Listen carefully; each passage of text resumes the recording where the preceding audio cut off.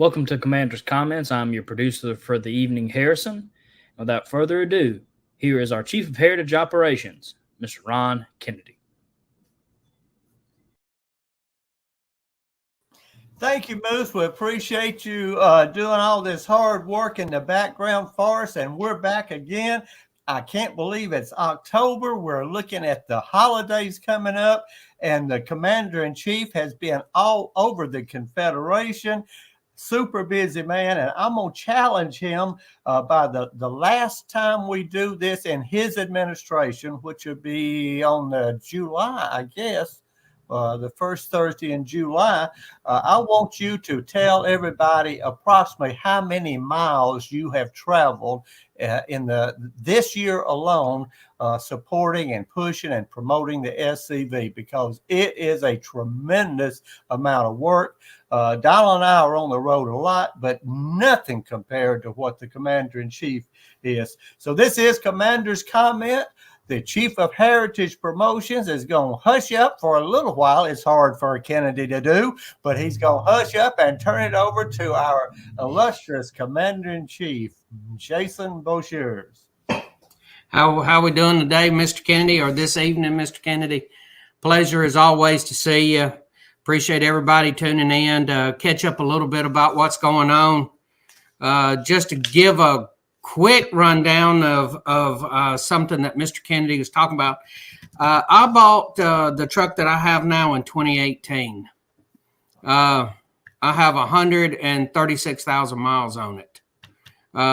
Almost all of that has been SCV stuff. So in 5 years, I've put 130,000 on it, just traveling for SCV stuff. So, that's just part of doing the job. But I like to start out, and I'll touch on that in a few minutes.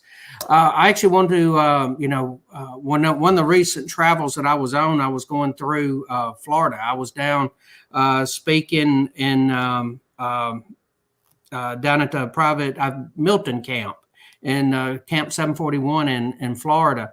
And when I come back through Dixie County. And, that's where the Hurricane Idalia come through, and visited with one of the members there, checking on everybody. Nobody was harmed. Nobody was hurt, but they did have some extensive damage. They are still digging out from under it, still cutting down trees. Last I talked to one of the members, now he owns several acres, but I think he told me he still had about 20 trees down that he's having to cut out. It took him several days to get his driveway cleared out with the trees to get out. And as soon as he did, he was your typical Southerner. He went and he started helping the neighbors. Yeah. That's just the kind of people that we are. And the reason why I bring that up is I want to talk to everybody about the SCV Relief Fund. It's one of those things that I push because I know it's brother helping brother. It's families helping families, and we're all a big family. I often think sometimes what it was like when our ancestors were gathered around the campfires when they were in camps over the winters, or they were marching from one place to another. How many of your ancestors did my ancestors see? And how many meals, how many conversations did they share together? And that's what I think about when I think about us. So we're going to mention a few things tonight where you can donate and contribute. You can go to scv.org, and you can go, there's a line of items on there. One of them's the 2024 National Reunion, which we'll talk about that in a minute. Another one is the Confederate Legion, which we are going to be talking about. And then the other one is donate. And this donate one, it's an interesting one because you can contribute anything from the museum all the way up to the relief fund. And just go there and make a donation, because when we have these storm seasons that we have, we need to be thinking about each other. I'm waiting to hear back. We had some flooding in Virginia and in the Carolinas, and I'm waiting to hear back how much damage that come from that. It was one of those hurricanes that just kind of slipped off our East Coast. and y'all just think about each other, and you get a few extra bucks, and and maybe that's something you think about doing with it. I want to talk a little. Sir, go ahead. I was going to ask you on our donations. Is it set up now where you can make I can go in and put in my credit card and say I want to give $5 a month to the relief fund. So there's a special place where you can do that. Okay. Yes, sir. And you go ahead, sir. I was going to say for people like my twin brother who can't remember stuff and found out that he forgot something. But if you do that, be sure to remember when your credit card comes in, a new credit card, to update that so you can keep it going. That's all. I just want to make sure everyone understood that there is a way. And what's $5 a month, or $2 a month even to the relief fund? Well, if you had 30,000 people doing that, we'd have a lot of relief fund coming up. But and again, it's sort of like the IRS easy payment plan where they take the tax money out of your paycheck, And that's a scheme that they started a long time ago. But anyway, this is for something that's a good purpose. So it goes for any of it, whether you want to give it to the Heritage Defense Funds, Legal Defense Fund, Heritage Promotion, Museum, Elm Springs, and I'm sure I'm leaving some out. But anyway, it's there. Make use of it. Yes, sir. It is a whole screen worth of page full of things for people to contribute to, and you can click on there and you can get some more interesting information on each of these donations, that contributions that you put, and you can make it a monthly donation, and because I've done it, I've done it with the. Where we were contributing, Frank Powell issued that challenge out there for everybody, give $50 a month to the museum to cover the debt. And, I did that and it was easy. I just took my bank card and put the number in there and click monthly, and it comes out automatically. And, it's we want to make it easy. And the simpler you make things, the more people are likely to do it. And I want this SCV Relief Fund. I can remember first time I heard about it, I was on the GEC. I was a councilman first time I heard about it. And, there wasn't a whole lot of money in there. And we had some tornadoes come through. I want to say it was Texas and Oklahoma. And we were needing to provide some help. And it's just an opportunity for us to help each other. And we've talked a lot about that, and we've talked a lot about how you can donate. And where this thing applies to the museum, it applies to Forest Last Ride, it applies to Heritage Operations, it applies to the Legal Defense Fund. You can contribute monthly, and if you want to contribute for a few months to this one and then change it to another one, you can do that however you need to. Another thing moving on is I want to talk about a little bit about dues. Dues came in very, very slowly. I know the last time we were on, I talked about this, and best that I can tell from doing the rough numbers, we had, we end July 31st of every year. That is our fiscal year, July 31st. About a third of the members paid on time at the end of July. The ones that have come in have all come in. So that's about 2/3 have came in that have come in so far, have come in during the grace period. I want to remind everybody that that puts quite a bit of a sudden burden on our HQ staff, because they have, dues start going out in April, and you have them in April, May, and June, and you have 3 or 4 months to pay them, and you don't pay them, and then roughly 2/3 of your membership just drops them all in there at the last minute, and it's generally within the last week or two when everybody's dues start coming in. And with most of the dues being paid after July, now, into the grace period, I talked to one particular adjutant, and he says, well, y'all say it's not late, and as long as it's postmarked, before September 1. So he collects the whole time, because when you don't pay by July, when you're going and you're looking through the membership roster and it's August, you're showing in arrears. If you've paid your adjutant, but your adjutant hasn't paid your dues, in August, you show that you're in arrears. Mm-hmm. And that's how this conversation started, because somebody called me about something, and I was talking to them, and I go, you're in arrears. You haven't paid. Well, I paid my adjutant. I paid him back, May, June. He told me when, and I don't remember the date. But he said, I've already paid my dues. Well, the adjutant held on to him because he was trying to collect everybody's dues so he could mail them all in one time.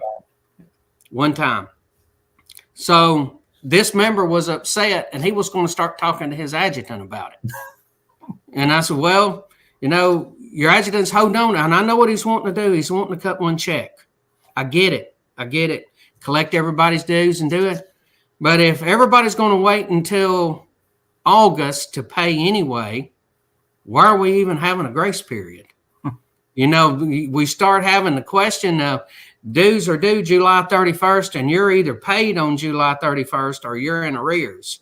Because when I looked, that was what it said. This member was in arrears. So I want to remind everybody and remind the adjutants that we have commander and adjutant training. You can contact HQ, membership at scv.org, and you can find out when these classes are, and you can take them. You can attend one of the workshops. We had the ATM workshop in Texarkana, Texas. Eric Pravetti, who is head over membership, was there. And he dominated the show. He did a fantastic job. And you learn all the little pieces you need to put together to be a good adjutant. And one of those is paying your dues on time online, because through Salesforce, if you're able to pay your dues, and hey, I'm the adjutant for my camp. I know this. I pay the dues online. I sat down every Friday night, listening into SCV chat, and pay the dues for the dues that have come in. It's really simple. You just pay them in as they come. Learn Salesforce, learn to start using Salesforce, and talk to your adjutant. Because if you contact me and I say you're in arrears, it's because your adjutant hadn't paid your dues. And, if he's trying to wait to the last minute so he can send his dues in, because that's what the adjutant told me. He said, well, it's still on time as long as as I mail it in, as the postage on it is before September 1, then it's on time. No, it's a month late is what it is. But we're given a grace period because, we realize that people are human beings and people make mistakes. And you might think that you have paid when you have not. An adjutant could have made a mistake, and this gives an opportunity to correct those mistakes. But if 2/3 of your membership is going to wait until August to pay their dues anyway, well, that's just my 2 cents worth. But now you know where it's coming from and why it's coming from. Well, I think it's very important that our members understand that this puts a great bottleneck in the flow of work at HQ.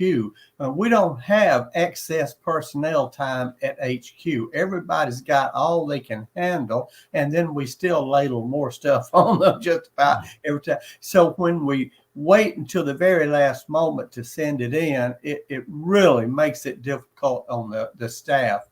And, we've got some good staff. We've got some excellent staff members, and we want to make it where they want to stay with us and continue the fine work that they're doing, and just getting these dues in on time. That is by the end of July. And if you have to send some in afterwards, that's all right too, certainly. But try to help us keep the process of the flow of work moving at headquarters and not have it jammed up all at once. Because then you're going to run into a situation where you got something popping at Arlington and we need all hands on board to fight this attack or something. And we got our people trying to take care of this bottleneck of Jews that's come in, when we need to be fighting, helping us send out letters, emails, et cetera, et cetera. So it's just a matter of the workflow of keeping it flowing and moving. And you're correct. I'll just go ahead and tell you, by the end of July, we'd only had a little over 11,000 people who had paid their dues on time. We had 29,000 members and 11,000 had paid by the end of July. Yes. So that's kind of numbers that we're talking about, just to fill everybody in on how it is. So in August, or near the very end of August, all of a sudden they have to deal with 16, 17, 18,000 people paying dues all at one time. Then there's the whole thing of just, it's due July 31st. It's due July 31st. That's when our fiscal year ends. You mentioned earlier about a few places that I've had a very, very busy month. I visited with the Rankin Grays down in Mississippi, had a good camp event with them. Of course, anytime you go down and you visit the Rankin Grays, they have made it a great Mexican restaurant. Food's always good, and their meetings are very well attended. It's room full of people. It's 60, 70 people at the meeting, and they have very good meetings, and I enjoy it. That's I think I've been once a year, so I think I've been for the last I think it's my 6th or 7th trip down there to visit with them. I have a great time each time. And like I said, I was down with the Milton camp that's down in Florida, visited with them. We had a great meal and had a little visit and a little talk with them, had a great time. Then on my way back, because this was all the way down in the villages where the Milton camp is, villages in Florida. On my way back, I was very fortunate to be able to stop in Prattville, Alabama, and bring greetings to the Alabama UDC. Now, it's always an honor to visit with the daughters, and for them to ask me to do that, I was honored, truly honored. Then I drove from there to Dexter, Kentucky, where we had a Southern Cross of Honor service for a private half-acre. And some of his descendants were there. And that's what I find extremely interesting, is when you visit and you have one of these memorial services and descendants are there, because they're able to provide insight in the stories that have been passed down, from family all the way down. And that's just the coolest thing, is to actually hear people talk about their ancestor and be very proud of them. And, that was really a true honor, and I really enjoyed being there. And then I was in Blairsville, Georgia. I was visiting with the Private David Payne camp there.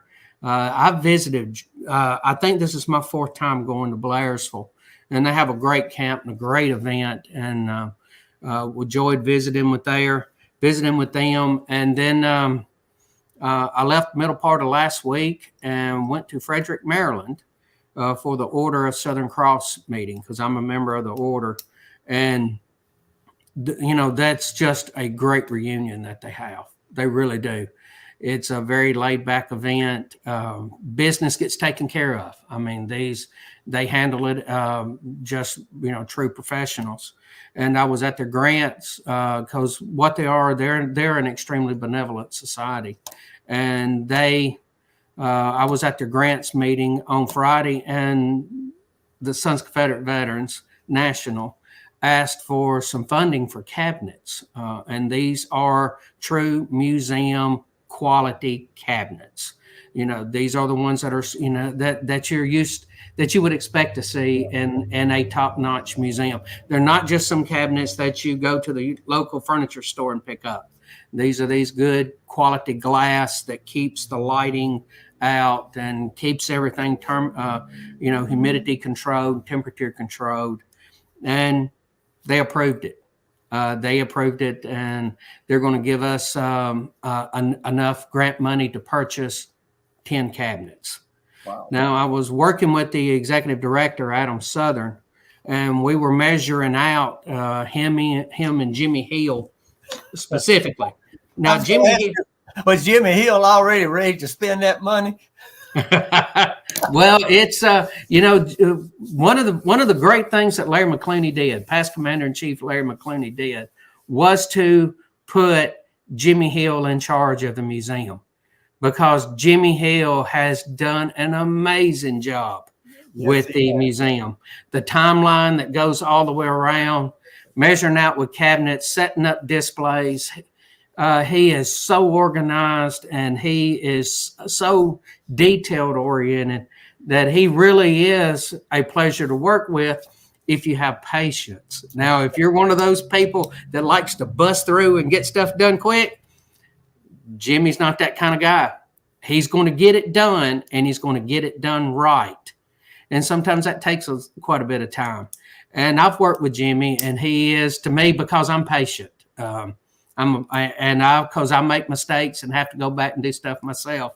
And Jimmy's done a fantastic job. But him and Adam were measuring around and figured out to completely fill up the museum and replace some of the cabinets that we need to.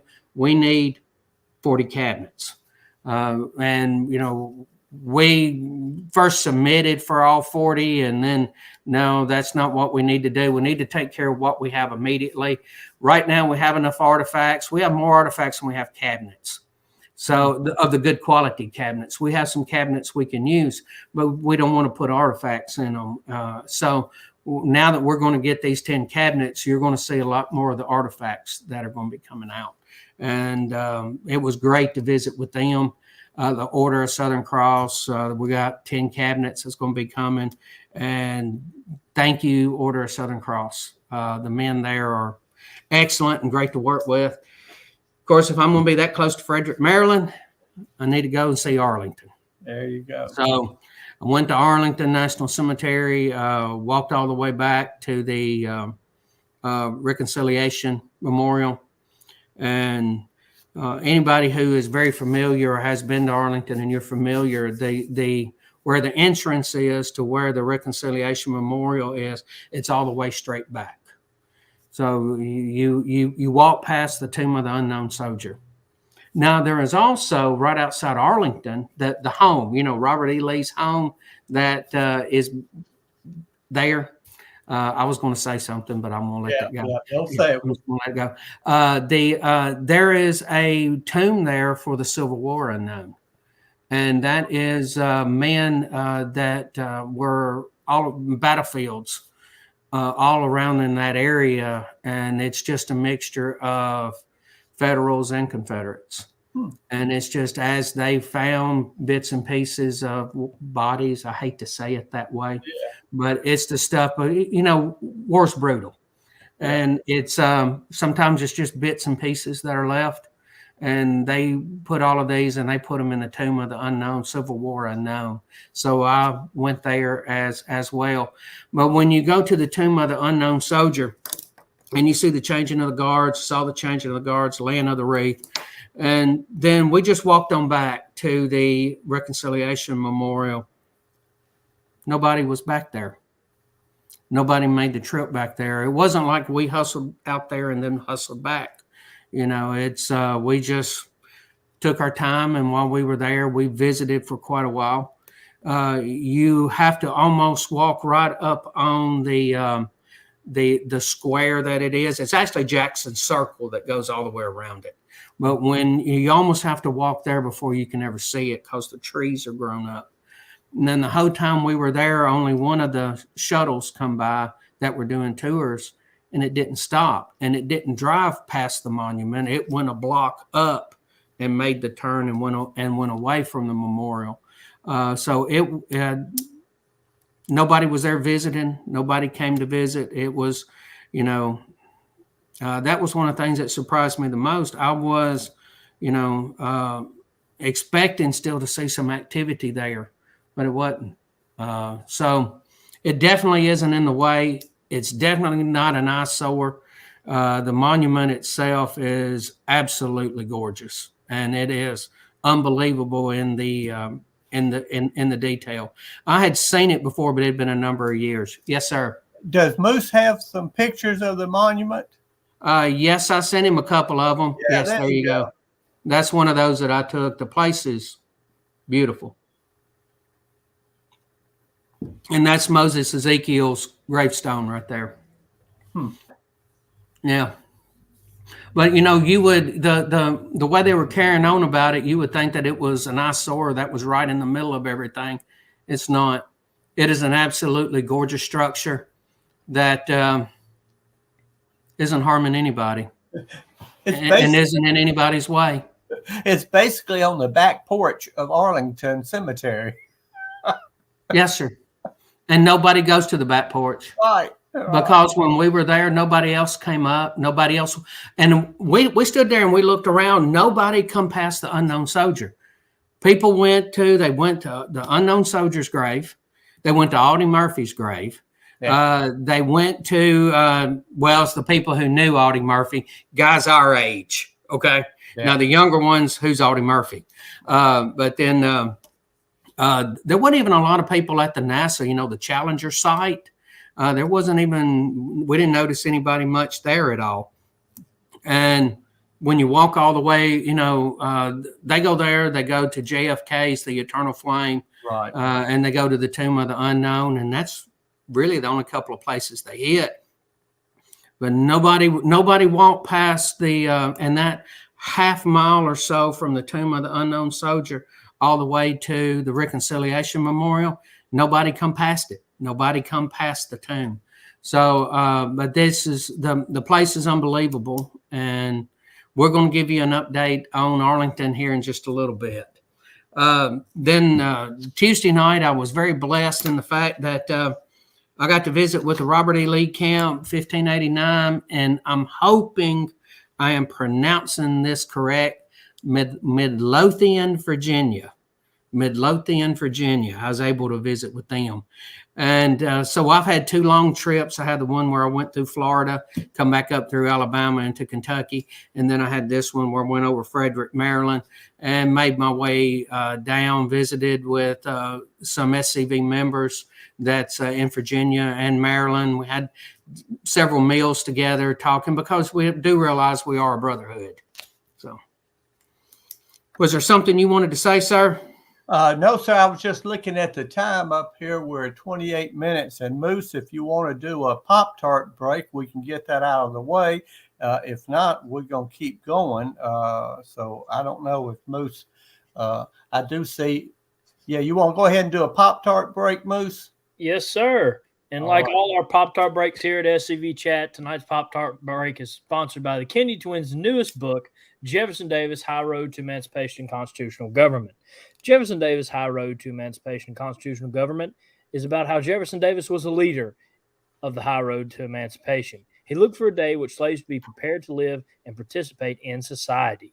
He did more, though, than advocate for this high road to emancipation. He practiced his beliefs in the ultimate emancipation of Southern slaves, and many of his former slaves left for prosperity and their testimony about their former master who prepared them to be self-sustaining members of society. You can get the Kennedy Twins' newest book, Jefferson Davis, High Road to Emancipation and Constitutional Government, at www.kennedytwins.com and most online bookstores, including www.scv.org and www.visitbeauvoir.org, both listed in the gifts shop section. Again, here at SCV Chat, we want to thank the Kennedy Twins for sponsoring tonight's Pop-Tart break, and we'll be right back after this commercial break. There is a place nestled in the rolling farmland of southern Middle Tennessee. A home constructed in 1837, nearly lost to the ravages of war. Saved by a servant and a Confederate general. A place where families loved and lost. If walls could talk, what stories could be told? If a place, a home, can feel love, loss, pain, surely this is one of those places. Nearby is a more recent structure, and inside are the stories of heroes and heroines, stories of battles won and lost, stories of sacrifices made by the people of its native soil. A place that will tell the true and complete story of the Southland and the war fought for its freedom. From the causes that led to the conflict to the modern-day struggles to protect Southern history. Historic Elm Springs and the Confederate Museum at Elm Springs are the general headquarters for the Sons of Confederate Veterans. A place where the story of the Southland and its historic struggle is preserved and told. Come and discover your history.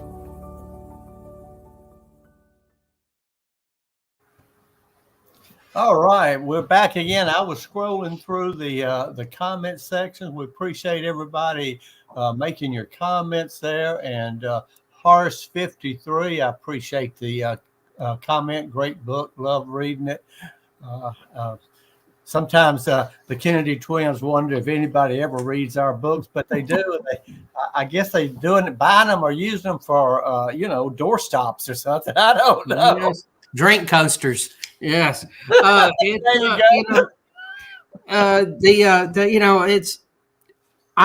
assuming my nightstand is like most nightstands for men in the SCV. I have books on the nightstand. Yep. And I generally will lay down and I will read a little bit every night. And I have a Kennedy book that's on the nightstand right now. And it's, maybe one time I'll just take a picture of the nightstand because it's never just one book. It's 3, 4, 5 books, and they're all partially read. Well, see now, folks, I'm gonna tell you the truth of the matter is he's got that Kennedy book there, so when he can't go to sleep, he's got insomnia. He told me that as soon as he's 1 or 2 paragraphs into it, he's sound asleep. So that's the reason he's got that Kennedy book next to his nightstand. All right, let's see what's going on next. We are looking at are you going to be in Monroe, Louisiana coming up? Oh, yes, sir. Tuesday night, going to be in Monroe, Louisiana. Looking forward to coming down, seeing everybody. I'd like to thank Dr. Samuel Mitchell for the invitation to be able to come. I think there's a couple of camps that's doing going into this and meeting together, and to come down and visit with y'all. I always enjoy it, and I thank y'all for allowing me to come. And that's going to be Tuesday night. Then I'm going to be bringing greetings at the Tennessee UDC on Friday. Then Adam Southern and we're going to be taking off for Jacksonville, Florida. There's a museum down there that has some artifacts, and we're getting those artifacts. So Adam Southern and I are going to be driving down to get those artifacts, and they're being donated to us. Oh, they're not on loan. They're donated to us? They're donated to us, yes. Perfect. So we're going to go down there and get those artifacts. So, it's, and that's the thing is, I figured it might be just a temporary loan, because a lot of times the museum has loaned stuff to us. Like we're working with the Tennessee State Museum. We've got 2 flags from them that's on loan right now. Beauvoir, we got the death mask of Jefferson Davis that is on loan from there. And it's great to work with these museums, and it's great when they contact you and say, if you want it, you can come get it. Wow. So we're going to go get it. And then I'll be a fall muster at Beauvoir. So it's you'll be in Louisiana. So I'm going to be in Louisiana, Florida, and then Mississippi. So it's going to be fun traveling. I want to turn this over to you for a moment, because I would like for you to talk about the Stephen D. Lee Institute. All right, I'll certainly do that. I do also want to remind anyone that's coming to Fall Muster that the Kennedy twins will be signing books and out of the gift shop, just like we do when we're at the gift shop there at headquarters. We don't get the money out of it. We help the gift shop move their books, and we'll be autographing the books at the gift shop at Beauvoir during Fall Muster. And also, if you have some Kennedy books that you want to autograph, then bring those too. We don't mind. Bring them on, and we'll sign those for you too. Now, we've got our Stephen D. Lee, and I want to give a high five. I hate to do this, but I got to do it because he deserves it. Past Commander-in-Chief Chuck McMichael is doing a great job putting this together, ramrodding it through, keeping, herding the cats, getting it necessary. And so it's coming up. I want to encourage everyone to register. Go to scv.org. When you get to scv.org, you'll see that wide banner strip. You'll see home, about, membership, and then under resources, click resources. It'll drop down all the way at the bottom. It says programs. Click on programs. Now, if you're like me and you're not young like the Commander-in-Chief and Moose, you'll look at that when you click on programs, and all it shows up is Graves registration. Well, you got to scroll down just a tad, and Stephen D. Lee tab is right under Grave registration. Click that, and you can go and you'll get all the information you need. You'll get the hot links so you can get registration at the hotel. We got both the Richland Inn and the Baymont there close in town. We're going to be in Columbia, Tennessee. We're going to be able to do part of the program Friday night there in the museum. We're going to give you a chance to get a great educational series, as well as visit Elm Springs and visit the museum. This is going to be a terrific program. I'm really looking forward to it. Chuck and all of his folks have worked real hard putting this together. And the theme of it is who we are as a people and as an organization. And man, we've got some just bang up great speakers, with one exception, of course, but great speakers to tell about, number one, the organization, the history of the organization. I think Chris Sullivan's going to be doing that. Also, Forrest Dawes is doing early history of the SCV. Man, those of you who are new to the SCV and not old like my twin brother, who remembers almost when Stephen D. Lee gave the charge, he's that old almost. But nonetheless, you really need to hear this, especially about the changes that have occurred and some of the things that caused a little controversy, but we had to take care of it. Chris Sullivan's going to take care of that. So I'm looking forward to that. And I did not realize Chris was the 7th Commander-in-Chief of the SCV. That, man, that is unbelievable. When I look at that, then I saw that Chuck McMichael is past Commander-in-Chief as well, number 71. So, and what number are you, Commander? 77. 77. Wow. Well, we're moving right along.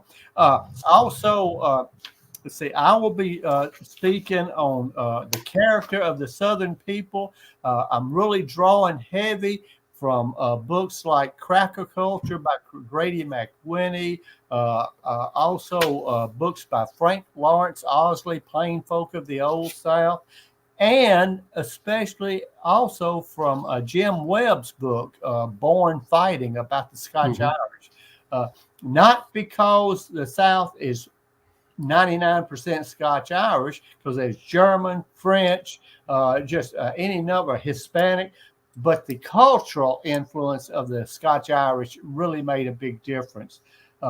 And then my favorite, I'm just thrilled to know this, gentleman by the name of Frank Walsh. Frank was the founder of the 12th Louisiana String Band. And boy, I go to Beauvoir. I remember many a time in my younger days on the veranda there at Beauvoir singing with the 12th Louisiana. Of course, I was way in the background, so my singing voice sounds more like a squeaky wheel. But nonetheless, having great times with the 12th Louisiana String Band and Frank Walsh leading the band, organizing the band, and great music.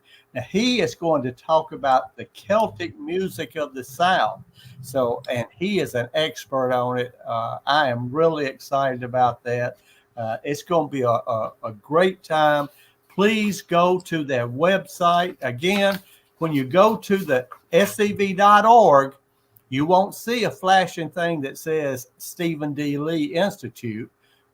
We got the National Reunion flashy thing going, but you go all the way over, home, about, membership, and resources. Click resources, go all the way down to programs, click programs, come over, and then down to Stephen D. Lee. Click on that, and you'll get everything you need to know, the timetable, the hot links to the hotel, and you can go ahead and register your own spot.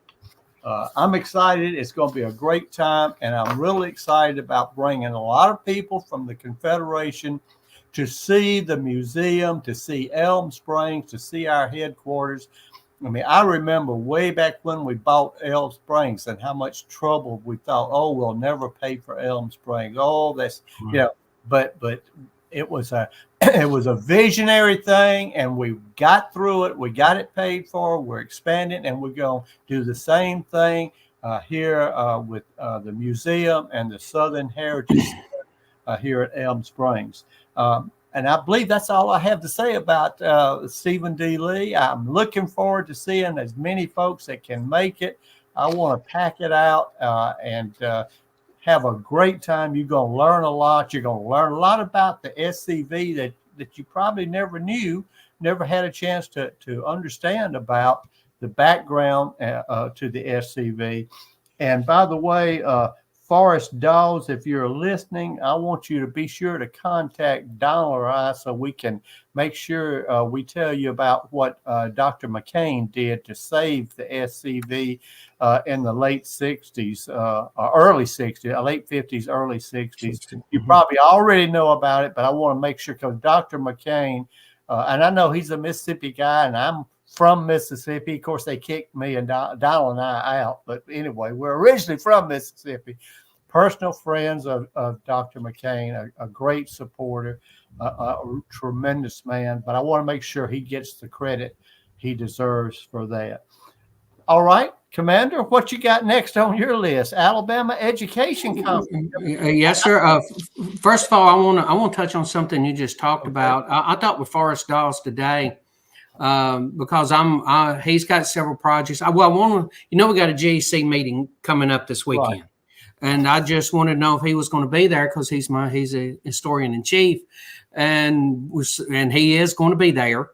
So he's going to be there. He told me that today, and we were talking about this project of doing the SCV history. And first thing comes to my mind is we're going to have a narrator. Forrest Dawes has to be the narrator. No. I mean, come on. He has to be the narrator. And he needs to be the guy that's asking the questions, doing the interviews and stuff like that. And Dr. McCain, of course, will come up and, and everybody that knows our history knows we have to give Dr. McCain so much credit.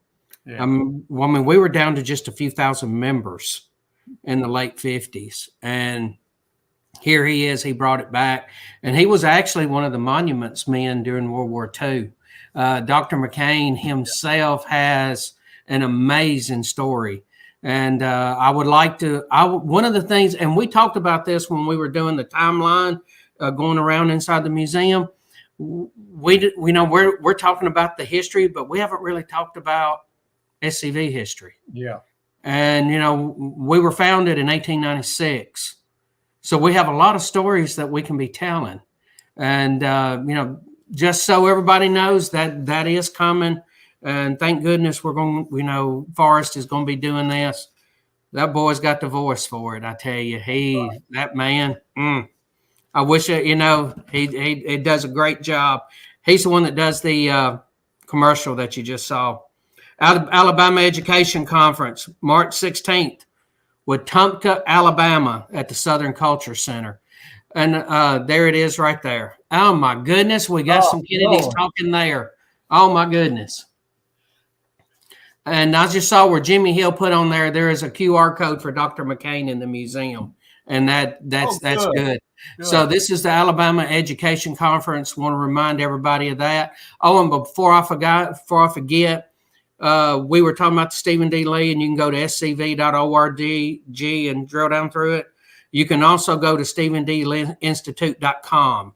We have a website up on that. So go to StephenDLeeInstitute.com and you can get signed up. The website's up and it is going.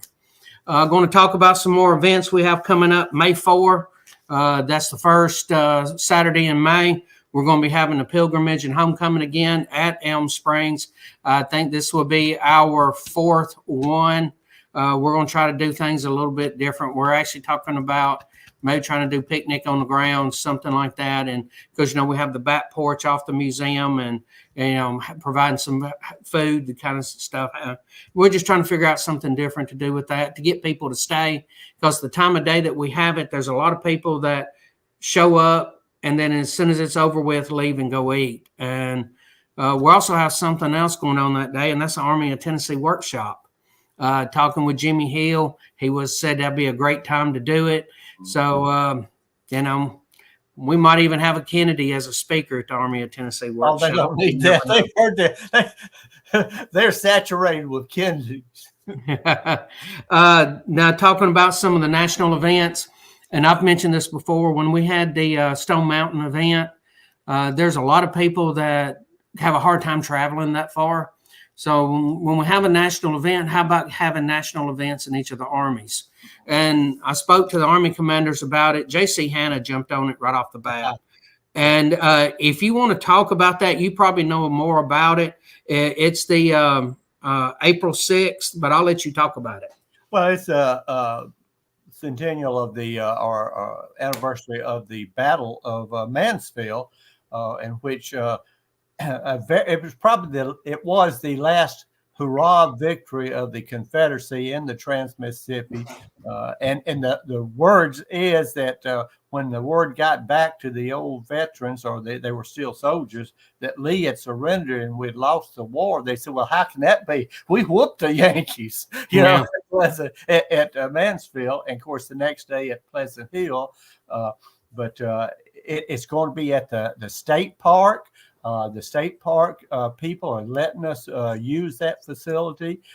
It's going to be a great show. J.C. Hanna is working very diligently to make sure it works right. We've got some parking issues that he's going to have to get some shuttles to get people parked, because we can't park in the state park itself.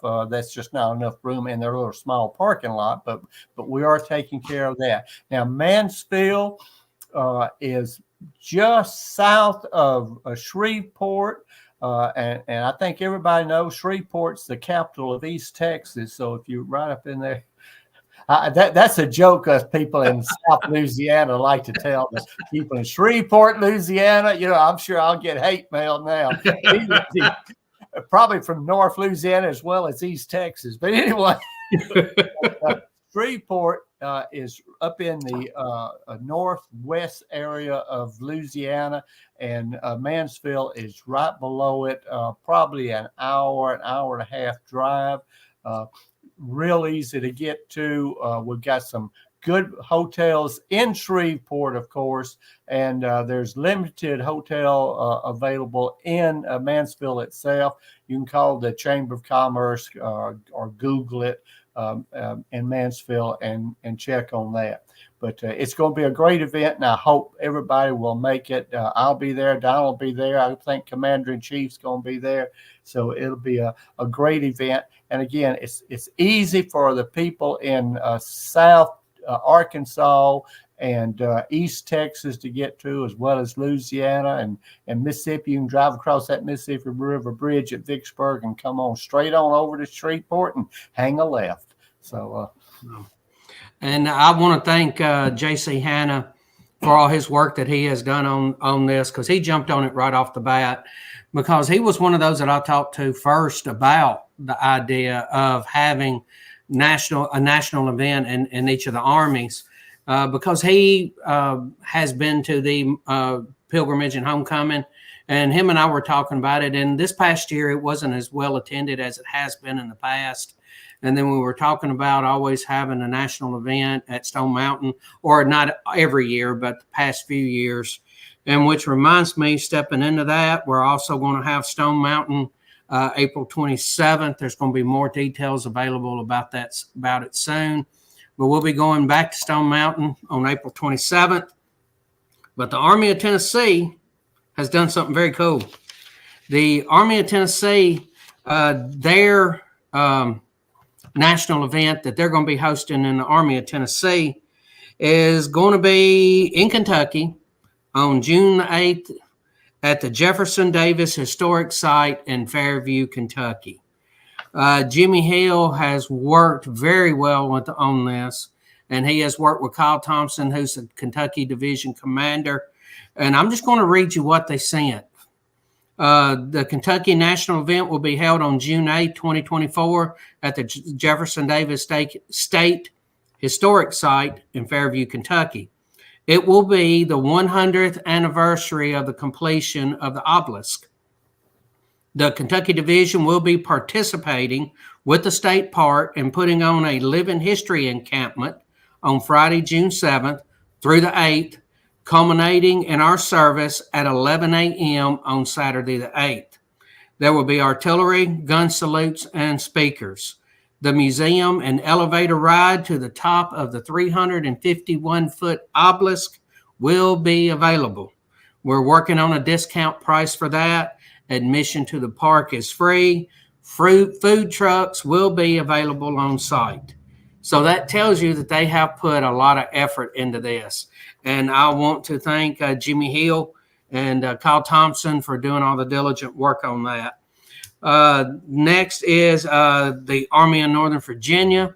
I've talked with Kevin Stone, and right now they're working on an event in South Carolina. They're going to have all the details out here pretty soon. And as soon as those come out, we'll let you know about it. So the Army of Trans-Mississippi has one. They have a date. Army of Tennessee has one and have a date. Army of Northern Virginia will be soon. And for those who are not able to attend a national event like the Pilgrimage and Homecoming at Elm Springs or Stone Mountain, this is one that is within your Army, and you will be able to go to that one. Now, we have a lot of stuff that we haven't gone through yet. Mm-hmm. But what we're going to do, or what I'd like to do, because we've been going for 54 minutes already, is I want to talk about Arlington, and I want to talk about everything that we have done as far as contacting the politicians. You and the commander, the Lieutenant Commander-in-Chief, I think you know him. I think you're kin to him. Y'all did the poll, and the poll information's gone out. I would like for you if you would talk about all of that, sir. Well, because we're down to about 8 or 9 minutes left, the survey poll information has gone out to all. See, Donald and I put out to every conservative senator. We sent them a letter, and also the Republican representatives. We sent them all a letter detailing the poll result, both the national poll that we commissioned Kaplan Strategies to do, and the South specific conservative, i.e. Republican voters poll. And that information went out nationally. Approximately 60% of the people say leave the Confederate monuments alone. That's nationally. And then, of course, and we've said this over and over again, in each southern state is anywhere from 83 to 93% of the conservative voters, the people that have elected the majority of the Southern elected officials, say, leave our heritage alone. So we've got, Donald and I sent those letters out, and really Donald did most of the work. I did some of it, but he did most of the work getting the letters out to all the senators. I think it's making a difference. We sent it to the representatives. Obviously, listen, one thing won't do it. We've got to hit it from many, many, many different directions.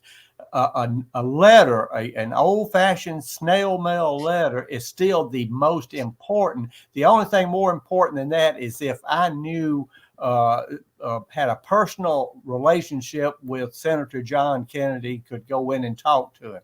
Now, I know John, I've visited with him. He's been at my house, but he don't want the world to know, I guess, that he knows the Kennedy twins. So I don't have that kind of a connection. But if you have a personal connection to your representative or senator, this is the most important aspect, particularly if you've donated to his campaign, because money talks, BS walks in Washington, D.C., but then the snail mail letters, and then the emails. And I know not only Donald and I've seen, and several people, I was looking in the comments, several people have noted that they've sent letters in. They've done the one click. Now, put that one click up that Commander sent out there. Then now that one is that went out on the Telegraph yesterday. Is that right, Commander? Today. Early today. All right. So I know we've sent a lot of these out, but make sure you see this. Click on that link. We're now trying to convince the senators, the conservative senators from the South. Now, we don't want to send this to whoever's taking Senator Feinstein's place. You know, this don't sort of poke the bear, you know, leave them alone. But we want our people who are naturally part of our people who are conservative. We want to contact them. So I did it this morning, sent both Cassidy and Kennedy the one-click politics, so they got it. And I know other people in Louisiana is doing their state. Now, if you're in Georgia, we don't want you to send it to your, unfortunately, hopefully we'll have some senators from Georgia that will be more willing to work with us. There's a moderate Democrat senator in West Virginia. That might be someone that, if you're in West Virginia, you might want to consider sending this to. But otherwise, we're concentrating on conservative senators. This needs to go, and the wording is very straight. Pass the amendment as pass a bill, and it gives a bill number, as is with the amendments, and that's the amendments that defunds the naming commission and the people that are trying to tear down Arlington Monument. If we can get this passed, we will have, at least for now, saved Arlington Monument. That doesn't mean that it's saved forever. It's like any other monument. They'll come back, but we are equipped. This one-click politics has been a tremendous asset to us. Also, Kaplan Strategies doing the polling for us has been a tremendous asset. But the most important thing is you, the members, getting this information to your elected official. The fact that it came from, that we send it from headquarters, that means a little bit, but nothing compared to when it comes from Alabama or when it comes from North Carolina, a citizen voter in North Carolina sending it to their senator. So please make use of that. I think I have pretty well beat that well enough now, but let's see.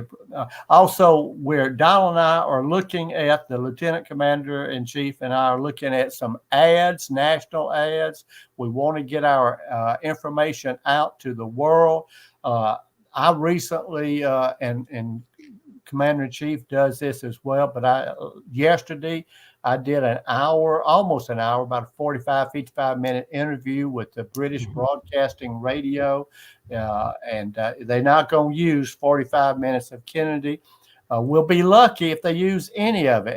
And Commander-in-Chief, you know this, and Donald and I have seen this so many times where we'd spend, at one time we spent all day with a television crew, and then they decided they didn't like the way it turned out, and they trash canned it. Well, the trouble is, it didn't turn out showing that we were a bunch of racists, and that's not what they wanted.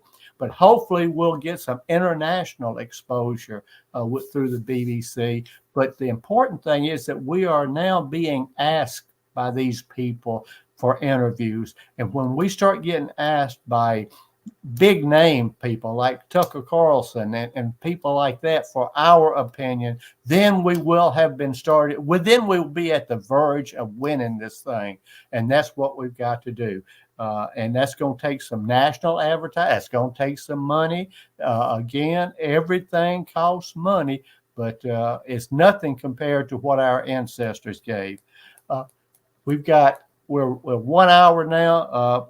I'm going to turn this back over to the Commander-in-Chief. You wrap it up as much as you want to go, and then I'll shut us down. Okay. First, I'll touch a little bit on what he talked about. We've been doing this one-click politics stuff. First thing we sent out on it in the last few months was June 19th. And that's when we were reaching out to the Armed Service Committee Chairman, Mike Rogers. And then one of the other times we sent out, and that was where we were sending out for the 4 different committees in the House and in the in the House and in the Senate. Then we sent out something for the HR 4365. That's having to do with the NDAA, and that we've had a good response out of that. Up until we sent this out today, we had a little over 6,100 emails that have been sent since June 19th. And that's impactful. We know that it has because, well, they've talked about us. They have talked about the number of emails that have come from this organization and its members. There's a lot of them that there's a lot of people, you can change when you pull up the email, when you go on the one-click politics and you enter your information, and then you click and you go to the next piece and you can see the contents of it. There's people that are adding their name, their SCV count, whatever they need to do. They are, putting that in. So we know that they're getting them, 6,100. I'm looking right now, this went out today at about 3 o'clock local time. And right now I'm looking and we have 532 people who have sent this last thing out. Now, this last thing was, as Mr. Kennedy said, only going to Southern Republicans. Georgia doesn't have a Republican.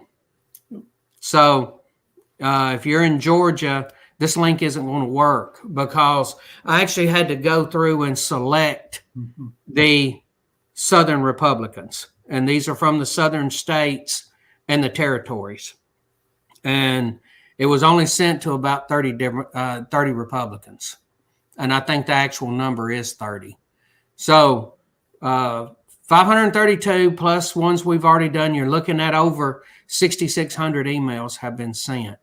That makes an impact. We need 66,000. Amen. And I appreciate everybody that's doing it. We just, everyone who has done it, we just need everybody doing it. If we had 66,000, you're looking at a lot more impact. Now, I have several people have told me they have sent letters. Some of them they wrote themselves. Some of them printed off what we had and they mailed them. Plus, they sent the emails on the one-click politics.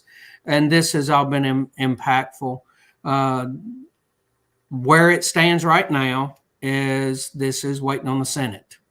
We had what they called the Clyde Amendments, which were the 2 amendments that were put into the NDAA that would keep things in Arlington and eliminate spending for the removal of artifacts.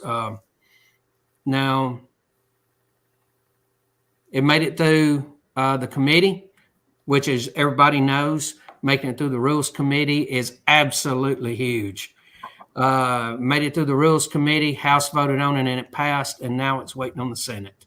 So that's where we are with that. Now, the NDAA will not go into effect until January the 1st of 2024.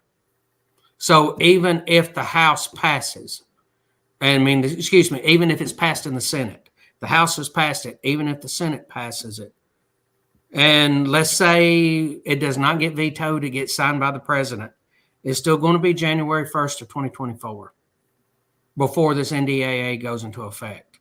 So we still have between now and December 31st of this year to fight this. It doesn't mean that it is over. It just means that if we can make it to this date, that we might have something wonderful going on here, folks. We're actually getting victories here, and it is because of our membership and what they have done. I mean, just plain and simple. It's y'all and everything that y'all have done.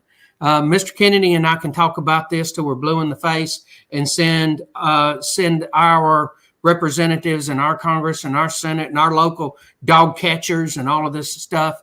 We can contact all of them, but it's just me and him. That's right. The 6,600 plus of you that have already done something, I thank you. Keep pushing. Amen. Because we're not over, but we're about to turn the flank. And if we turn the flank, that's the way that I see this.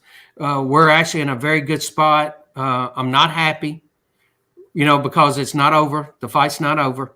And I know that, like Mr. Kennedy said, this is just a temporary victory because they could haul off and in a couple of years start this all over again. And we've got another fight of our own. But as long as we're fighting and we're having victories, and we have had some victories, making it through the committee was huge. Making it through the House was huge. Come on, guys.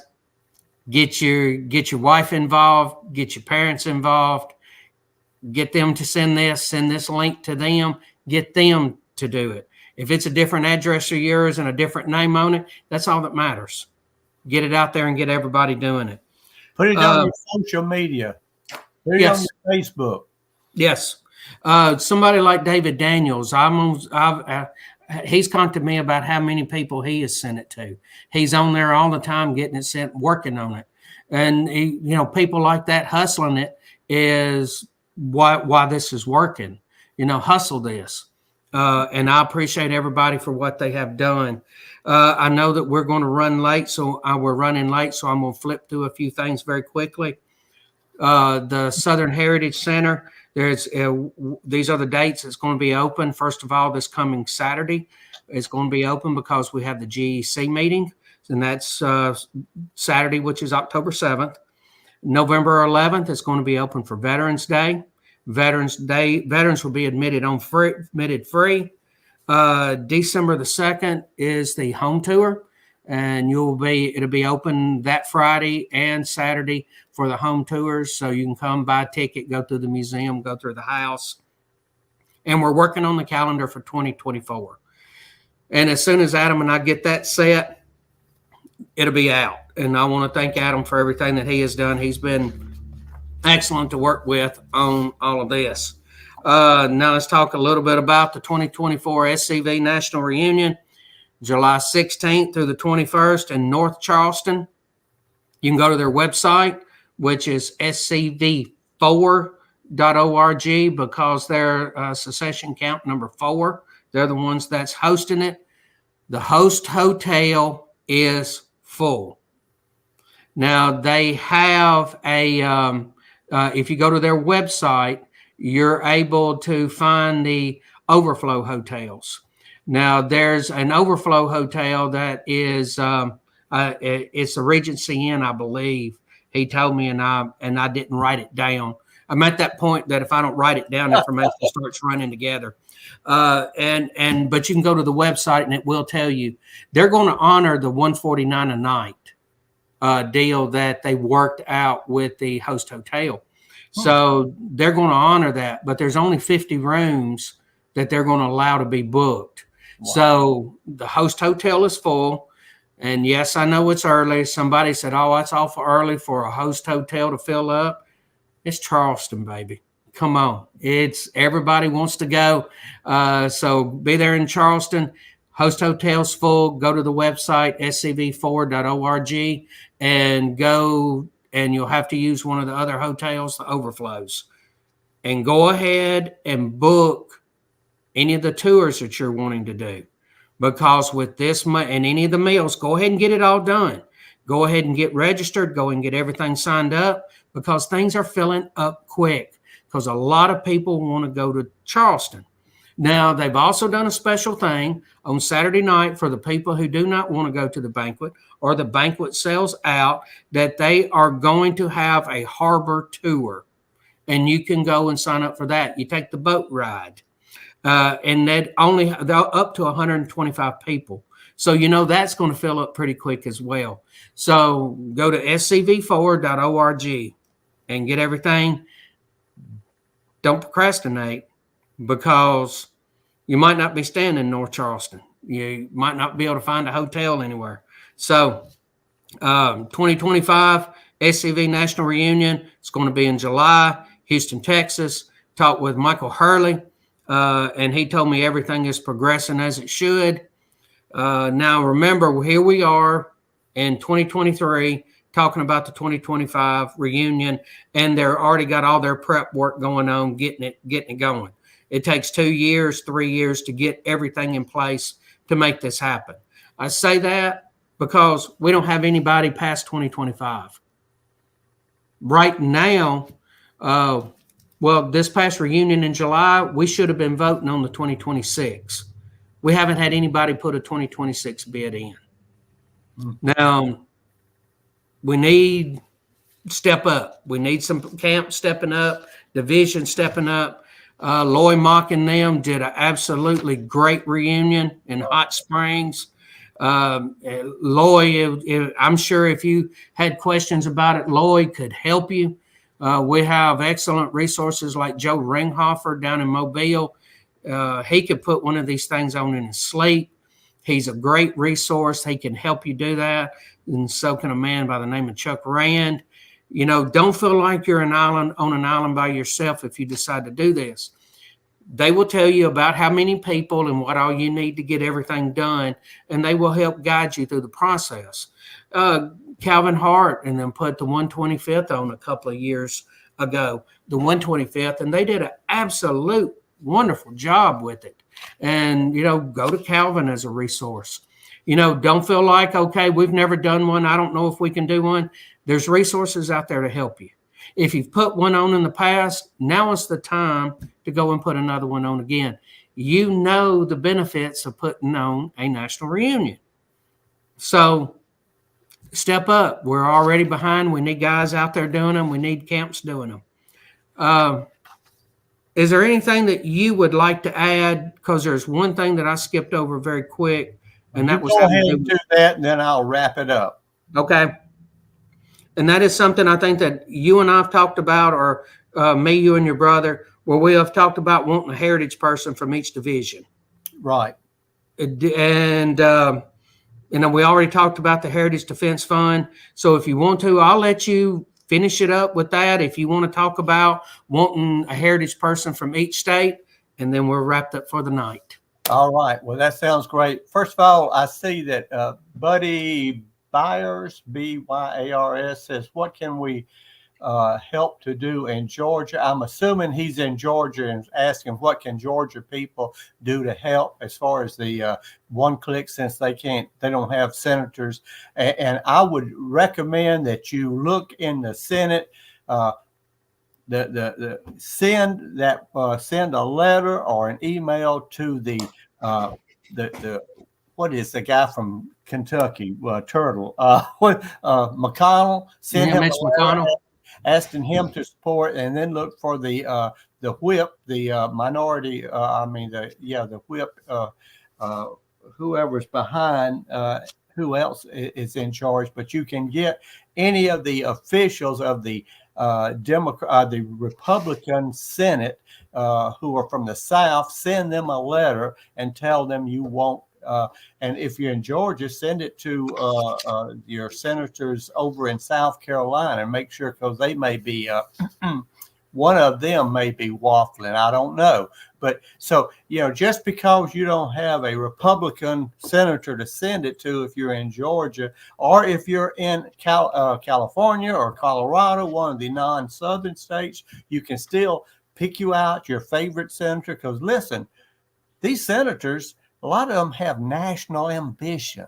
So, they may like to do you a favor as a contact and keep you. So, there's ways you can do, even if you're in Georgia or a state that isn't a southern state that we're not sending information to. You can still, in Colorado, send something to Senator Kennedy in Louisiana. He needs a little encouragement. Yes. And I'll go ahead and say there's one other thing you can do. Take that link and email that link to people in other states that have Republican senators and have them send it. They don't have to be an SCV member to do it.